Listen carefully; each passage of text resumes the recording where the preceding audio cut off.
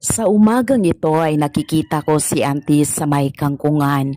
Ayaw ko man sana siyang lapitan, subalit sobra talagang naantig ang aking puso dahil makulimlim at parang lalakas talaga ang ulan. Kaya nilapitan ko na lang si auntie at pinakiusapan kasi nakikita ko talaga na sobrang makulimlim ang langit at feel na feel ko talagang bubuhos ang ulan.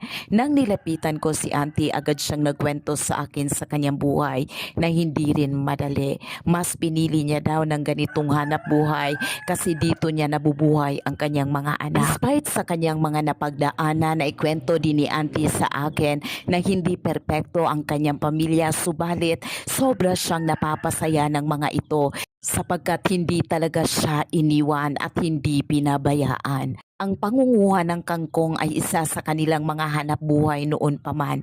Subalit dahil sila ay sama-sama at nagkakaisa,